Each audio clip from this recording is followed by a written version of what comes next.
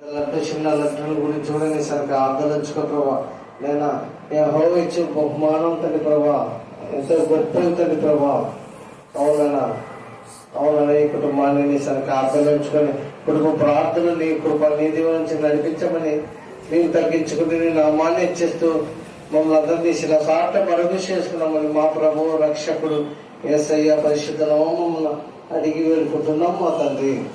ఆమేన్ ఆమేన్.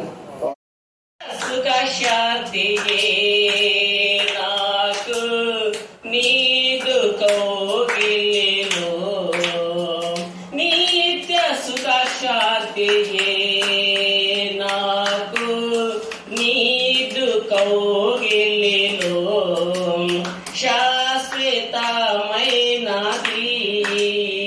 నీవు నా ఎడ చూపిన కృపా. అనుక్షణం నన్ను కన్ను పాపవలే, అనుక్షణం నన్ను కన్ను పాపవలే కాచిన కృపా. శాశ్వతమైనది నీవు నా ఎడ చూపిన కృపా. తల్లి తన పిల్లలను మరచిన నేను మరువలేనటివే, తల్లి తన బిడ్డలను మరచిన నేను మరువలేనటివే, నీదు ముఖ కాంతియే నన్ను ఆదరించెనులే, నీదు ముఖ కాంతియే నన్ను ఆదరించెనులే.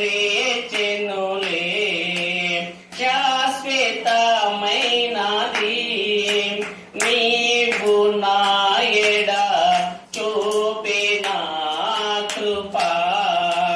అనుక్షణం నన్ను కన్ను పాపవలే, అనుక్షణం నన్ను కన్ను పాపవలే కాచిన కృపా.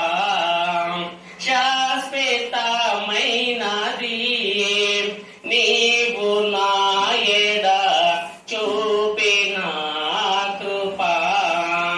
పర్వతములు తొలగినను మేటలు దాదారెళ్ళెనా, పర్వతములు తొలగినను మేటలు దాదారెళ్ళినా, నా కృప నిన్ను వేడదాని అభయమిచ్చితివే, నా కృప నిన్ను వేడదాని అభయమిచ్చితివే. శాశ్వతమైనది నీవు నా ఎడ చూపిన కృపా. అనుక్షణం నన్ను కన్ను పాపవలే, అనుక్షణం నన్ను కన్ను పాపవలే కాచిన కృపా. శాశ్వతమైనది నీవు నా ఎడ చూపిన కృపా. తాటుడి మీకు తెరచేదను, వెదకు వారికి దొరికేదను, తాటుడి మీకు తెరచేదను, వెదకు వారికి దొరికేదను, అడుగు ప్రతివానికి ఇవే, అడుగు ప్రతివానికి ఆత్మను ఇచ్చేదానంటివే. శాశ్వతమైనది నీవు నా ఎడ పరిశుద్ధమైన మా ప్రియాపరలో తండ్రి, మీ పాదంలోకి వేలాది స్తోత్రం స్తోత్రం స్తోత్రం స్తోత్రం స్తోత్రం చెల్లిస్తున్నాను.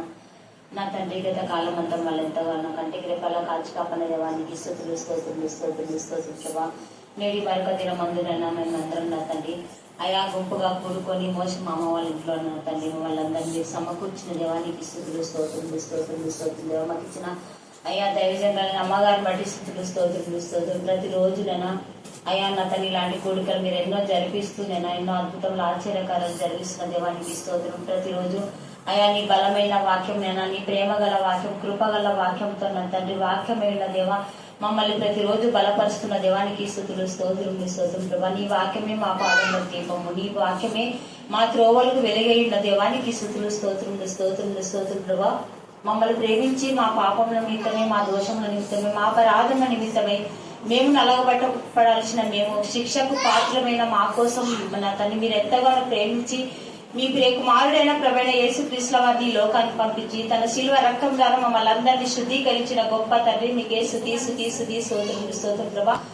నా తండ్రి ప్రభా నువ్వు ఏ తప్పు ఏ నేరం చేయలేదు ప్రభా. నేను మా తప్పులు మా నేరంల గురించి అయ్యా ఇవన్నీ నా తండ్రి మా కోసమే నువ్వు శిలువలో బలి యాగమైన దేవానికి స్తుతి స్తోత్రములు స్తోత్రములు స్తోత్రం ప్రభా.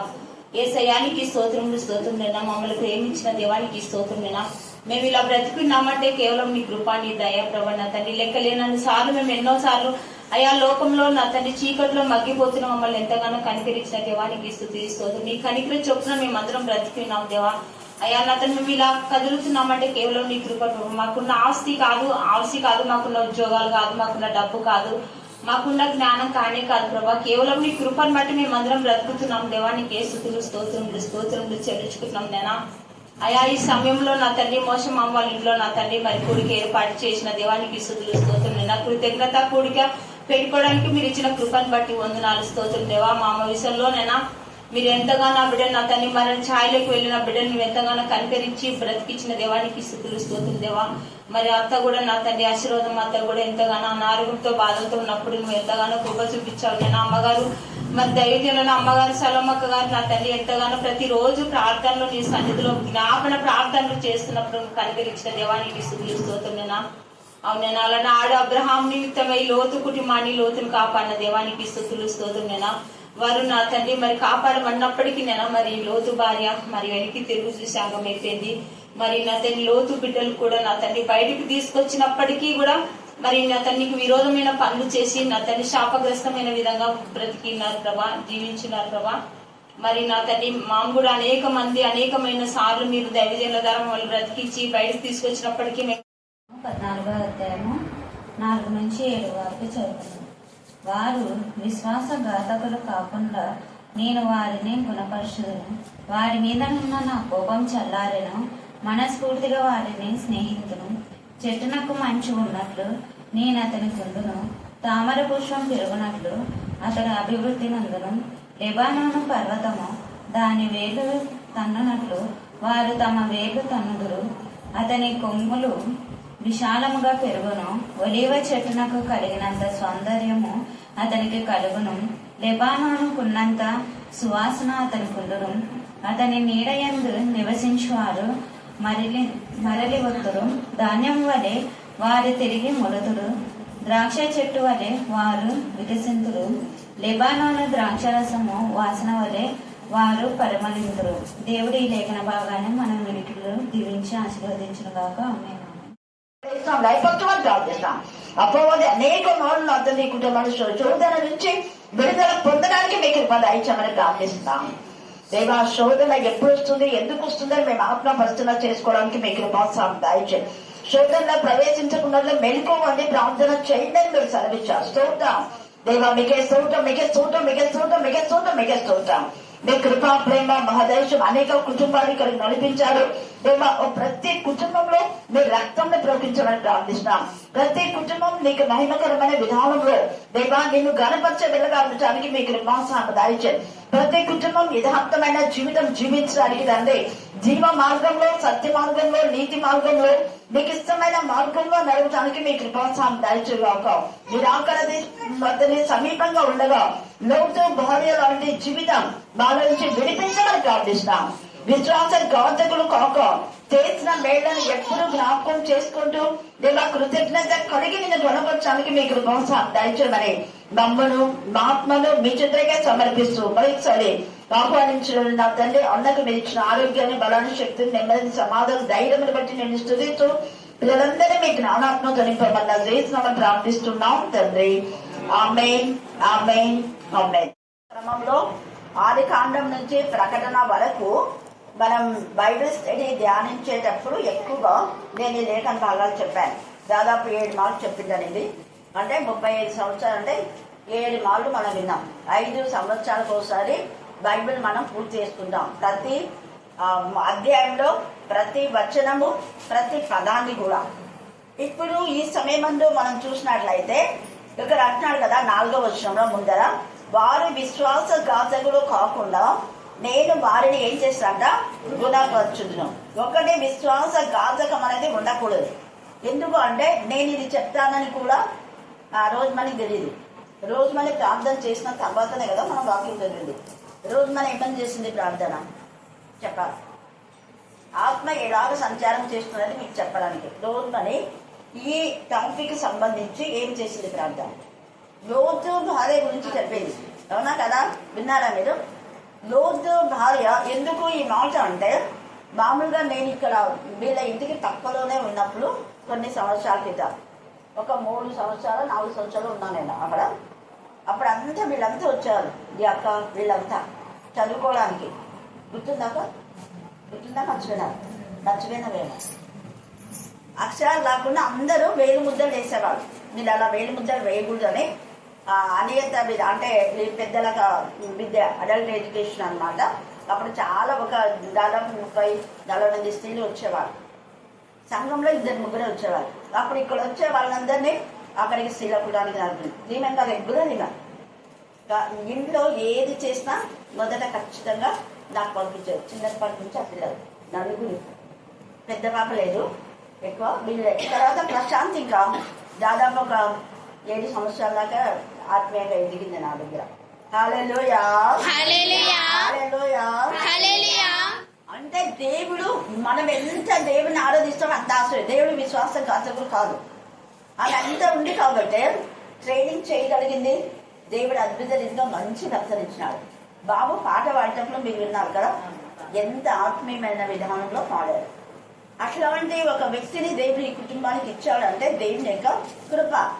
అలాగా మోషను కూడా ఎన్నిసార్లు నిజంగా ప్రార్థనలో ఏకీభవించి కర్ణాపీఠంలో అన్న చేసిన ప్రార్థన అవన్నీ కూడా దేవుడు విన్నాడు. విని ఈ కుటుంబంలో ఎన్ని శోధనలు వచ్చినా వాటన్నిటిని దేవుడు ఏం చేస్తున్నాడు, ఓవర్కమ్ చేస్తున్నాడు.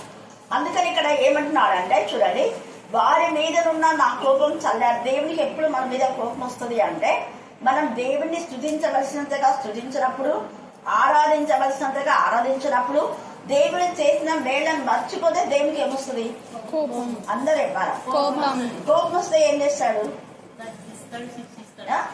గద్దిస్తాడు. గద్దింపలకు లోపడకపోతే కొన్ని చిన్న చిన్న శిక్షల పెద్ద వేయడు ఆయన. శిక్ష దండం ద్వారా మళ్ళీ తన పిల్లలు తన దగ్గరికి రావాలి. చిన్నపిల్లలు మనం కొడతామనుకో, కొట్టినారు కదా దూరం పోతారు, వాళ్ళు మళ్ళా దగ్గరికి వచ్చి మెడ చుట్టేసుకుంటారు. అలాగా దేవుని పిల్లలు దేవుని దగ్గరికి రావాలని కొన్ని పెట్టాడు దేవుడు, ఎక్కువ పెట్టాడు.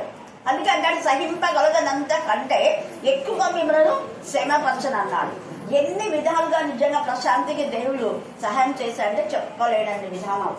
హల్లెలూయా, హల్లెలూయా, హల్లెలూయా, హల్లెలూయా, హల్లెలూయా, హల్లెలూయా. అందుకే ఇక్కడ ఆ రాధా ఎంత ఇదిగా ఆత్మీయంగా, ఆ పాప కూడా రెగ్యులర్ గా మన కరుణాపీఠంలో దేవుడు ఆత్మతో ఉండే వాడిని ఆత్మతో నడిపిస్తారు. మరి రోజు మన ఆత్మ ద్వారా, నేను చెప్పక ముందే ఈ వాక్యం చదవాలా, ప్రార్థనలో చేసిందామే, ఆ పాప పాట పాడింది.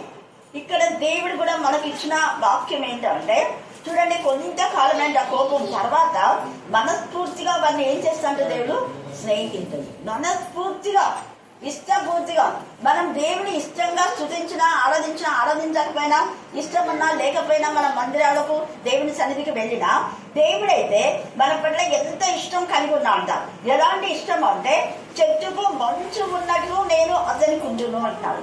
మరి మోషన్ అతడు అంటే మోషన్ కానివ్వండి, అల్లుడు కానివ్వండి, ఇక్కడ నా 2 కుమారులు ఇచ్చారు ప్రశాంతికి. కొడుకు లేరు లేరని ఏడుస్తున్న వీళ్లకు ఇంకా చాలినంత మరి కుమార్తెకి 2 కొడుకులు, మళ్ళా ఒక బిడ్డ కొడుకు, రెండంతల ఆశీర్వాదం. హల్లెలూయా హల్లెలూయా హల్లెలూయా హల్లెలూయా. అంటే ఒకప్పుడు వీళ్ళు కొడుకులు కావాలని ప్రార్థన చేశారు. ఆ ప్రార్థన దేవుడు విన్నాడా లేదా?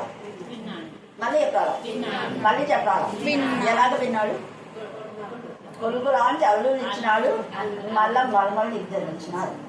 దేవుడు సర్వశక్తి. దావీదు కూడా ప్రార్థన చేస్తున్నాడు. ఏమని ప్రార్థన చేసినాడు దావీదు?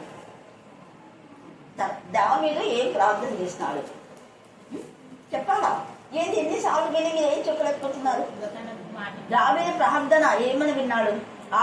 అదే కుమారుని కోసం చేసినాడు, ఇచ్చినాడు. తర్వాత దేవుని మందిరం కట్టాలనుకున్నాడు. కానీ దావీదు కట్టలేదు, కానీ ఎవరు కట్టాడు? మరి విన్నాడు కదా దేవుడు. ఆయన ప్రార్థన, దాని అర్థం ఏంటంటే ఈ రోజు నీ ప్రార్థనకు జవాబు రాకపోయినా ఖచ్చితంగా ఒక రోజు దేవుడు జవాబు ఇస్తాడు. ఎప్పుడు అది అంటే మన విశ్వాస ఘాతకములు కాకుండా ఉంటాయి. ఈ యొక్క దావీదు ఎప్పుడు విశ్వాస ఘాతకుగా లేడు.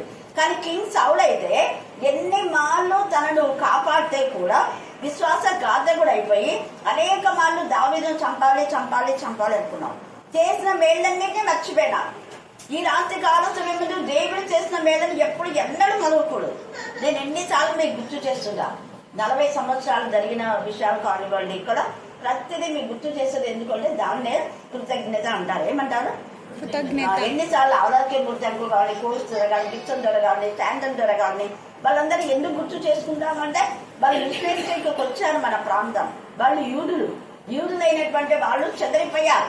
ఇక్కడ మనం చూస్తే అపోస్తల కార్యం 8వ అధ్యాయంలో ఇప్పుడు మన ధ్యానాంశం అదే. అక్కడ పల్మాకుంచంలో ఈ రోజు మధ్యాహ్నం కూడా మరి హోషేయ తర్వాత ఈ యొక్క అపోస్తల కార్యాలు ధ్యానం చేసుకుంటున్నాం. అక్కడ స్టెఫెన్ చనిపోయిన తర్వాత యూదులందరూ చెదిరిపోతారు అన్ని దేశాలకు, అంటే ఇంక్లూడింగ్ మన దేశానికి కూడా. మన దేశానికి తోమా వస్తారు.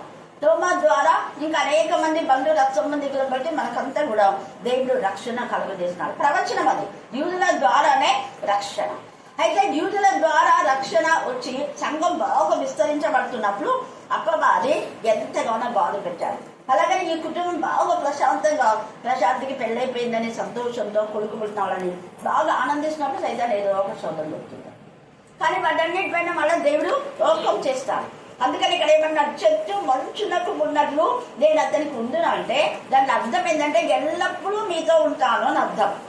చెట్టుకు మంచు ఉన్నట్టు అంటే ఆ మంచు ద్వారా చెట్టు ఎప్పుడు వికసిస్తుండే. కష్టాలలో, వేదనలో, రోధంలో, ఇబ్బందులలో, అనారోగ్యంలో కూడా మీరు ఎప్పుడు పడిపోకుండా దేవుడు లేవనెత్తుతాడు అన్నది అక్కడ అర్థం. హల్లెలూయా హల్లెలూయా హల్లెలూయా హల్లెలూయా హల్లెలూయా హల్లెలూయా. మరి అన్నం పనిచేయడు, అప్పు పనిచేయడు, దేవుడు కుటుంబాన్ని కాపాడుతున్నాడా లేదా? ఒకరిని ఆశించని జీవితం దేవుడు ఇస్తా. తర్వాత తామర పుష్పము పెరుగునట్లు అతడు అభివృద్ధి పొందుడు. తామర పుష్పం ఎప్పుడు నీటిలో ఉంటుంది. నీటిలో ఉండే వేరే పుష్పాల కంటే తామర పుష్పం చాలా అతి వేగంగా పెరుగుతుంది. పువ్వు కూడా చాలా మిగతా పుష్పాలన్నీ పోల్చుకుంటే తామర పువ్వు చాలా పెద్దగా ఉంటుంది. అవునా కదా? అది అందుకే నీటిలో అంటే వాక్యంలో ఉండేవాళ్ళు త్వరిత గద్దలో పెరుగుతారు. మరి చిన్న వయసులోనే, వయసు మించకుండానే ప్రశాంతికి దేవుడు వివాహం ఏర్పాటు చేశాడు. తను అడగకముందే 2 కుమారులు ఇచ్చారు. దేవుడు నాకు గర్భఫలం కావాలి అని అనకముందే ఖచ్చితంగా దేవుడు ఉద్యోగాన్ని కూడా ఆలస్యమైన అందించాడు. ఎవరో ఒకరు, ఇద్దరు ఎడ్యుకేటెడ్ కాబట్టి ఎవరో ఒకరు దేవుడు ఇస్తాడు. ఇక్కడ అందుకని అంటున్నాడు తామర పుష్పం పెరుగునట్లు అతడు అభివృద్ధి నొందును, లెబానోను పర్వతము దాని వేళ్ళు తన్నునట్లు.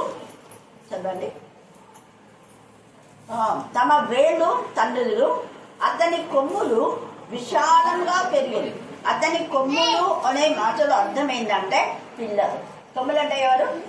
మళ్ళీ చెప్పాలి, మళ్ళీ చెప్పాలి. అతని కొమ్ము నేను హెచ్చించదను అంటాడు. దావీదు కొమ్ము. దావీదుకు ఒక దీపం ఉండకుండా నేను చెయ్యను. ఖచ్చితంగా ఒక దీపం ఉంటది. ఆ దీపమే యేసయ్య. దావీదు కొమ్మే యేసు ప్రవచన రూపకు దావీదు యొక్క సింహాసనం నిరంతరం ఉండేలా చేస్తానని చెప్పిన దేవుడు దావీదు యొక్క వంశావళిలో నుంచి యేసయ్యను జన్మింప చేసి యేసయ్య జనన మరణ పునరుద్ధారణముల ద్వారానే మనకు రక్షణ. ఈ రోజు మనం రక్షణ పొంది ఇలాగా ఉన్నాము అంటే యేసయ్య యొక్క మరణం ఉంది అంటే ఖచ్చితంగా జనం కావాల్సిందే. జన్మించకపోతే మామూలుగా జన్మించి ఆయన నిరంతర మనం చెప్పాలనుకుంటే దేవుడు, అలాగనే పరిపూర్ణ దేవుడు, పరిపూర్ణ మానవుడు, రెండు. పరిపూర్ణ దేవుడు అనడానికి కారణం ఏంటంటే దేవుని కుమారుడై మరి ఈ లోకానికి వచ్చాడు. అలాగే మానవులు అని చెప్పడానికి కారణం ఏంటంటే తండ్రి నా ఆత్మని నీ చేతికి అప్పగిస్తున్నాడు తండ్రికి చెప్పాడు. తర్వాత దేవా అన్నాడు, నువ్వు నాకు దేవుడు అన్నాడు. నా దేవా నన్ను ఎందుకు చెయ్యి. ఒక మానవుడిగా దాహం అన్నాడు. నేను మానవుడిని అందరికీ తెలియచేసేలాగా అక్కడ జీవజల మూట నేను ఇస్తామని సమరయుతూ స్త్రీతో చెప్పినటువంటి అదే యేసయ్య నాకు దాహం అవుతుంది అనేసరికి అందరూ విస్తుపోయారు. ఈవెన్ అక్కడ సమరయ స్త్రీ ఉంటే అదేంటి జీవజల నది నాకు ఇస్తానన్న యేసయ్యకు ఎందుకు దాహం వేసిందబ్బా అనుకుంటారు. మానవుడు ఇతిగా ఆయన దాహం పొందలేదు, కానీ మానవుడైనా మానవులకున్న దాహం కాదు, ఆయనకుండే ఆత్మల దాహం. మానవులకు రకరకాల దాహం, సెల్ ఫోన్ దాహం ఉంటది, కొందరికి అప్పుల దాహం, ఒకటే అప్పులు చేస్తుంటారు. అప్పులు తీర్చుకుందాంలే అనుకోరు, అప్పుల వెంట అప్పులు చేస్తుంటారు. ఉన్న దాంట్లో సర్దుకొని పోదాం అనే నేచర్ అసలు ఉండదు. అప్పులు ఎక్కువైపోయి ఇంటి చుట్టూ తిరుగుతుంటారు, సిగ్గుపోతుంటుంది, అవమానం. అప్పుల పిచ్చి, దాహం ఇచ్చేవాడు ఉంటే చచ్చేవాడు కూడా లేచి వస్తాడు అన్నట్టుగా. మళ్ళీ అప్పుల వాడు వచ్చేసరికి తప్పించుకుని తిరిగే నేచర్ చాలా మంది. ఎవరి వాళ్ళు అంటే అన్యులు కాదు, వాక్యం తెలిసిన వాళ్ళు, వాక్యం చెప్తారు, పాడతారు, ప్రార్థన చేసినటువంటి వాళ్ళే క్రైస్తవులు అని నామములు వస్తాయి అన్నవాడు. వాళ్ళు నిజమైన క్రైస్తవులు అయితే చెయ్యరు. ఎందుకు? వాళ్ళు ఆశీర్వదించబడిన వారు. ఒకవేళ చేసినా తీర్చేస్తారు. 2వ రోజుల్లో శిష్యుని యొక్క భార్య అప్పు చేసింది, అప్పు తీర్చిందా ఎగ్గొట్టిందా? అందరూ చెప్పాలా? మళ్ళీ చెప్పాలా?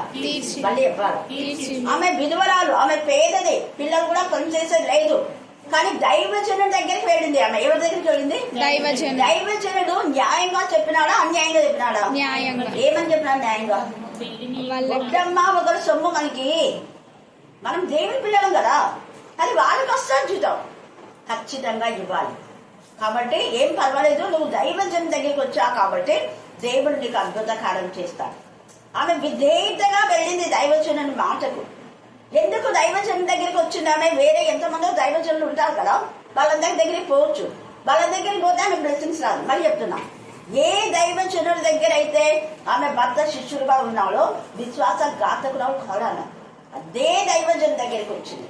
అంటే ఎక్కడ ఆశీర్వాదాలు ఉన్నాయో అక్కడ వస్తేనే మనకు ఆశీర్వాదాలు లేని చోటికి పోతే మనకు ఆశీర్వాదాలపై శాపలు వస్తాయి. ఇది మళ్ళీ గుర్తుపెట్టుకో. ఆమె భర్త ఆ యొక్క ప్రవక్త దగ్గర శిష్యుడు కాబట్టి వేరే ప్రవక్తలు ఎంతమందో ఉన్నారు, ఎంతో మంది దైవజనులు ఉన్నారు అప్పటికే, వాళ్ళందరి దగ్గరికి పోలేదు ఆమె. ప్రవక్త ఎలీషా ప్రవక్త దగ్గరికి వచ్చింది. అయ్యగారు, నా భర్త నీ శిష్యుడు ఒకళ్ళు తెలుసు కదా మీకు? తెలుసులేమా? తెలుసులే. అవును, ఆయన అప్పు చేశాడు కానీ లగ్జరీస్ కోసం చేయలేదమ్మా. ఆయన అనేక మంది యజబేలు ప్రవక్తను చంపుతూ ఉంటే దాచేసి దైవజనులకు చేసినాడు ఆయన. అప్పుడు ఆయన కష్టపడడానికి అవకాశం లేదు, బయట పని చేయడానికి లేదు, దాచిపెట్టి కదా వాళ్ళని పోషిస్తున్నాడు. అందుకని చేశాడు తెలిసి దేవుడికి. న్యాయయుక్తంగా అతను చేశాడు, కష్టంలో చేశాడు, బాధలో వేదనలో చేశాడు. అతని కోసం చేయలేదు, దైవజనుల కోసం. కాబట్టి దేవుడు అద్భుతం చేస్తా. నీ బాధ దేవుడు తీరుస్తా. నువ్వు దేవుని కోసమే సమర్పించుకున్నప్పుడు దేవుడు తీరుస్తా. దేవుని కోసం కాకుండా దురాశతో చేసే అప్పు ఎప్పటికీ తీరబడదు. మళ్ళీ ఈరోజు రాసుకొని వెళ్ళి నోట్స్ లో, దురాశతో చేసే వాళ్ళు కానివ్వండి, అప్పు తీర్చాలన్న ఆలోచన లేని వాళ్ళకి కానివ్వండి, అస్సలు తీర్చబడదు. అలాగే ఉండి చస్తారు. చచ్చినప్పుడు శపితమైన దాంట్లో ఉంటారు వాళ్ళు. అప్పులు చేసి తీర్చని వాళ్ళంతా పోయేది నడపానికి. కావాలంటే వాక్యంలో చాలా ఉంది, మీరు చదువుకోండి. ఎందుకు అప్పు అన్నది ఏంటి? శాపం వాళ్ళు ఎక్కడ ఉంటారు? అది మోసం. శాపం అంటే మోసం. అది పలానా రోజు ఇస్తామని ఇవ్వకపోతే దాన్ని ఏమంటారు? మోసమేనా కదా? అది. కాబట్టి గుర్తుపెట్టుకోండి, ఇక్కడ వీళ్ళైతే దేవుడు సమృద్ధిగా ఇస్తా అంట దేవుడి పైన. అందుకని విశ్వాసం ఘాతకులు కాకుండా మనం చేసిన మేళ్ళను మర్చిపోయిన ఆ విధానంలో మనం ఉంటే మనకు దేవుడు చెట్టుకు మంచు ఉన్నట్టుగా ఉండి తామర పుష్పం ఎదుగునట్టుగా వాళ్ళు ఎదుగుతారు. కారణం వాళ్ళు అనుదినం వాక్యం వింటున్నారు కాబట్టి, అనుదినం వాక్యంలో ఎదుగుతున్నారు కాబట్టి. అందుకనే రోజు మరి వాక్యం చెప్పినప్పుడు అందరూ ఎంత చదువు సరిగ్గా రాదు కానీ ఎంత బాగా చెప్పింది. యూట్యూబ్లో విన్న వాళ్ళందరూ నేను కింద మళ్ళా రాస్తా, ఈమె చదివింది 2, 3వ తరగతి అని. ఎంత సరోజ టీచర్ అయితే ఎంత సంతోషపడింది అవును చూసి. అంటే ఎందుకు సంతోషపడింది అంటే సరోజ టీచర్ తన ప్రశ్నలు వేసింది. తను వేసిన ప్రశ్నల్లో ఆమెనే ముఖ్యంగా జవాబు. నేను వేసినప్పుడు కూడా ఆ పాపలా రెస్పాన్స్ ఇస్తున్నారు. కారణం ఒక్కటే, రెగ్యులర్గా వాక్యం వింటుంది. అప్పుడు రెగ్యులర్గా వాక్యం వినేవాళ్ళు చిట్టి కానీ కీర్తి కానీ చెప్పేవాళ్ళు, అవునా కదా? హల్లెలూయా. ప్రశాంతి కూడా, ప్రశాంతి, జ్యోతి, సౌద వీళ్ళంతా. ఈ మధ్య నేను వేస్తే సౌద చెప్పలేకపోయింది. కారణం ఏంది? రెగ్యులర్గా వాక్యం వినటం లేదు. గుర్తుపెట్టుకోండి, ఎప్పుడైతే మన వాక్యం అనే నీటిలో ఉంటామో ఎదుగుతాం. తర్వాత ఏమని చూడండి, అక్కడ 8వ వచనం చదవండి. కాదు 6వ వచనం. అతని కొమ్ములు విశాలంగా పెరుగును, ఒలీవ చెట్టున కలిగినంత సౌందర్యము అతనికి. అంటే అతని 2 కుమారులు ఎంత చక్కగా ఉన్నారు కదా, పిల్లలు 2 పిల్లలు ముచ్చట ఉన్నారా లేదా? అది చూడండి ఎంత బాగా. ఒలీవ చెట్టునకు కలిగినంత సౌందర్యము అతనికి కలిగిన. తర్వాత లెబానోనులకు ఉన్నంత సువాసన అతనికి. పిల్లలే మనకు ఆశీర్వాదం. పిల్లలే మనకు నిజంగా ఎంత ఆనందం ఉంటుంది. పిల్లలు లేనటువంటి ఆ ఇళ్లలో అంత ఆనందం ఉంటుందా? ఉండదు. అందుకని ఇక్కడ ఎంత చక్కగా దేవుడు చెప్తాడు, లెబానోనుకున్నంత సువాసన అతనికి ఉండును. అతని నీడ యందు నివసించువారు మరలి వత్తులు, ధాన్యం వలె వారు తిరిగి మొలుతులు. తిరిగి అనే మాట అర్థం ఏంటంటే, ఒకవేళ ఈ రోజు బాధ వచ్చినా, ఈ రోజు పడిపోయినా తిరిగి దేవుడు లేవనెత్తాడు. యోబు లాగా. యోబు ఎల్లప్పుడూ వాక్యం ద్వారా, దేవుని వాక్యంలో యెహోవా ఇచ్చని యెహోవా తీసుకొని యెహోవా నామం ఎంత తేలిగా చెప్పాడు. యెహోవా ఇచ్చని యెహోవా ఎట్టి పరిస్థితిలో దేవుని యొక్క ప్రేమ నుంచి, వాక్యం నుంచి వేరైపోలేదు యెహోవా. అక్కడ యోబు దైవికమైన విధానంలో ఉన్నాడు కాబట్టి దేవుడు బహుగా యోబును ఆశీర్వదించాడు. కాబట్టి ఈ సమయమందు కష్టంలో, నష్టంలో, వేదంలో దేవునికి ఇవ్వాల్సిన ఘనత మనం ఇచ్చినప్పుడు మనం బహుగా ఆశీర్వదించాలి. అలాగా ఈ కుటుంబానికి తండ్రి అనే దేవుడు చెట్టుకు మంచు ఉన్నట్టుగా మరణపు లోయల్లోకి వెళ్ళినప్పుడు కూడా దేవుడు మోషన్నాను అద్భుత. అందరూ చస్తాడు అన్నారు కదా, అయిపోయిందాక లాస్ట్ అంటాను. పిల్లలు కూడా అక్క ఏడ్చుకుంటా, నాన్న కలుక్కున్నాడక, డాక్టర్స్ అంతా చేతులు ఎత్తేసినారు అనేది కాదు. ఖచ్చితంగా దేవుడు, ఎందుకంటే మీకు ఎవ్వరు దిక్కు లేదు తెలుసు కదా దేవుడికి. ఎలా తీసుకుంటారు? మీ నాన్న అస్సలు తీసుకోరమ్మా, ఖచ్చితంగా వస్తాడు, సాక్షి చెప్తాడు. అలాగనే సాక్షి చెప్పాడు కదా కర్ణాటకంలో. హల్లెలూయా. నేరక విషయంలో కూడా అప్పుడే వీరంతా అదేందుకు ఎవరు చెప్పారు మీకు అని నేను బాగా కొట్టున్నా. చనిపోయింది మేరీ టీచర్ అన్నారు. ఆ వీధులు మాట్లాడుకుంటే మేము విన్నామని చిన్న వచ్చి నన్ను అడుగుతున్నారు, అక్క మేరకు అంతా అయిపోయిందంట కదా అని. ఎవరు చెప్పింది మీకు? పోయి దావమని బలజిన్నాను. అందరికి లాస్ట్ అని చెప్పి ఎవరినికన్నా పిలిపించుకున్నాను అన్న. ఎందుకన్నా అంత తొందరపడినావు నువ్వు అనేసి. నిజంగా అక్క చెవుల దగ్గర మైక్ ఫోన్ పెట్టారు. ఎంత ఇదిగా అక్క 10 నిమిషాలు కూడా కాలేదంట. 5 నిమిషాలకే వాళ్ళ కోడలు దానమన్న ఇచ్చిన సాక్షి. హల్లెలూయా.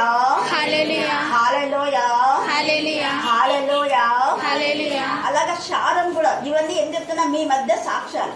వీళ్ళు ప్రత్యక్ష ఎక్కడో జరిగిందైతే మీరు నమ్మలేరు కదా, ఎక్కడో చాలా జరిగినాయి. కానీ ఇదే ఊళ్ళలో మీ మధ్య జరిగినవే మీతో చెప్తున్నా. శారం కూడా అందరూ ఏమన్నారు కదా, దయ్యం పట్టింది, చస్తుంది, ఏమేమన్నారు. కానీ శారం సజీవంగా ఆమె కూడా వాక్యం చెప్పింది. సాక్ష్యము వాక్యం. పిల్లలు తీసుకొని 2 పిల్లలు అక్కడి నుంచి వస్తారు. ఎందుకు వద్దులేవే అంటే కూడా వినదు. వేరే వాళ్ళు చెప్తే కూడా అమ్మో నేను మర్చిపోలేను, విశ్వాసఘాతకాలు కాల్మంటుంది పాప.